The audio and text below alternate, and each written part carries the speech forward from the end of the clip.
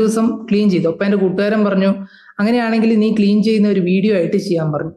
അങ്ങനെയാണ് ഞാൻ first time sign board clean ചെയ്യുന്ന വീഡിയോ ഇൻസ്റ്റയിലും അതുപോലെ തന്നെ യൂട്യൂബിലും അപ്ലോഡ് ചെയ്തത്. എനിക്ക് തോന്നുന്നു ആ വീഡിയോക്ക് ഫസ്റ്റ് അപ്ലോഡ് ചെയ്ത വീഡിയോക്ക് ഏകദേശം 5.3 മില്യൺ വ്യൂസ് വന്നായിരുന്നു.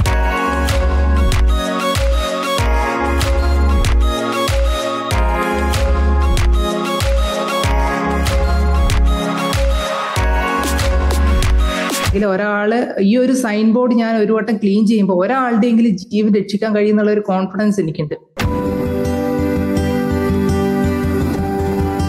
ഞാൻ എന്റെ ജോലി സ്ഥലത്ത് പോകുമ്പോഴൊക്കെ ഈ സൈൻ ബോർഡ്സ് കാണാറുണ്ട്. അങ്ങനെ ഒരു ദിവസം ഞാൻ ക്ലീൻ ചെയ്തു.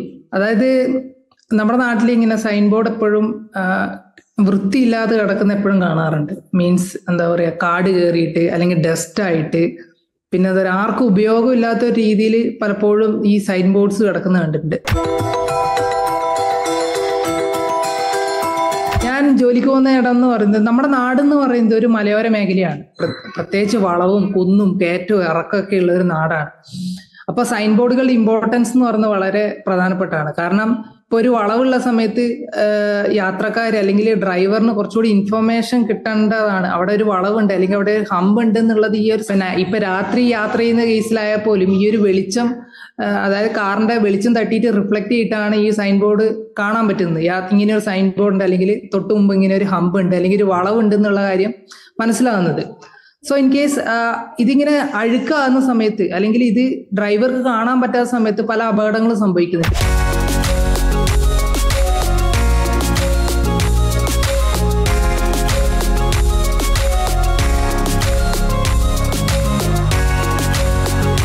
അപ്പം എനിക്ക് ടൈം കിട്ടുന്ന സമയത്ത്, ഇപ്പൊ ഞാൻ ജോലി കഴിഞ്ഞ് വരുന്ന ടൈം ആവാം, അല്ലെങ്കിൽ ഞാൻ ജോലിക്ക് കിട്ടുന്ന കുറച്ച് നേരത്തെ ഇറങ്ങുന്ന സമയത്തൊക്കെ ഞാൻ കാണുന്ന സൈൻ ബോർഡൊക്കെ ക്ലീൻ ചെയ്യാറുണ്ട്. ഒരു ബോർഡ് ക്ലീൻ ചെയ്ത് ഏകദേശം 2-3 മണിക്കൂർ, അതിന് മേലെ ഒന്നും പോയിട്ടില്ല. അത്രയൊന്നും സമയം വേണ്ട. ഇപ്പം കാട് മൂടിയ ഒരു സൈൻ ബോർഡ് ആണെങ്കിൽ ഇപ്പം വല്ല ഇഴജന്തുക്കളൊക്കെ ഉണ്ടാവാൻ സാധ്യതയുണ്ടല്ലോ. അപ്പൊ റിസ്ക് ഉണ്ടോന്ന് ചോദിച്ചാൽ തീർച്ചയായിട്ടും റിസ്ക് ഉണ്ട്. പക്ഷെ അതെന്റെ ഒരു കടമയായിട്ട് ഞാൻ ചെയ്യുന്നു.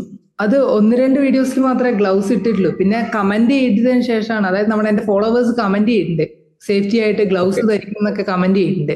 ഓക്കെ, അപ്പോഴാണ് ഞാൻ കുറച്ചുകൂടി ഒരു അവയർനെസ് ആയിട്ട് ഗ്ലൗസ് ഒക്കെ ഇട്ടിട്ട് ചെയ്യാൻ തുടങ്ങിയത്. ഇപ്പം എന്താ പറയാ, സൈൻ ബോർഡ് ഇപ്പൊ ഫുള്ള് റസ്റ്റ് ആയിരിക്കും ചിലപ്പോൾ സൈൻ ബോർഡ്. അത് ക്ലീൻ ചെയ്യുന്ന സമയത്ത് ഉണ്ടാകുന്ന ബുദ്ധിമുട്ട്, പിന്നെ ഈ കമ്പും മറ്റേതൊക്കെ മാറ്റണം. ഇപ്പൊ ചെടിയൊക്കെ വളർന്നിട്ടുണ്ടെങ്കിൽ അല്ലെങ്കിൽ കമ്പും മറ്റേതൊക്കെ വളർന്നിട്ടുണ്ടെങ്കിൽ അത് വെട്ടുന്ന സമയത്ത് ചെറുതായിട്ട് കമ്പൊക്കെ കൊണ്ടിട്ട് കൈയൊക്കെ മുറിഞ്ഞിട്ടുണ്ട്. പിന്നെ വലുതായിട്ടൊന്നും പറ്റിയില്ല, ചെറിയ ചെറിയ ഇഞ്ചറീസ്.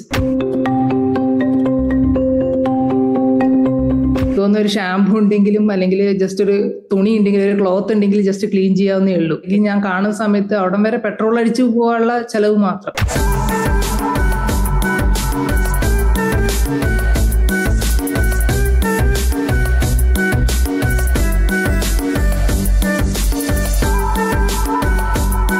ഒരുപാട് പേര് സപ്പോർട്ട് ചെയ്യുന്നുണ്ട്. കാരണം ഇങ്ങനെ ഒരു വീഡിയോ ചെയ്തതിന് ശേഷം ഒരുപാട് പേര് കമന്റ്സ് ആയിട്ട് കുറെ പേര് സപ്പോർട്ട് ചെയ്യുന്നുണ്ട്. നമുക്ക് ഇതേപോലെ ഇനിയും ചെയ്യണം, നമുക്കിതൊരു ക്യാമ്പയിൻ ആയിട്ട് ചെയ്യാന്നൊക്കെ പറഞ്ഞിട്ട് ഒരുപാട് പേര് മെസ്സേജ് ആയിട്ട് എനിക്ക് അയക്കാറുണ്ട്. ഇനി ഇതേപോലെ ചെയ്യണം, നല്ല പ്രവൃത്തിയാണ്. മോശമായിട്ട് ആരും ഇതുവരെ ഒന്നും പറഞ്ഞിട്ടൊന്നുമില്ല. എല്ലാവരും ഇതൊരു നല്ല പ്രവൃത്തിയായതുകൊണ്ട് തന്നെ എല്ലാവരും സപ്പോർട്ട് ചെയ്തിട്ടേ ഉള്ളൂ.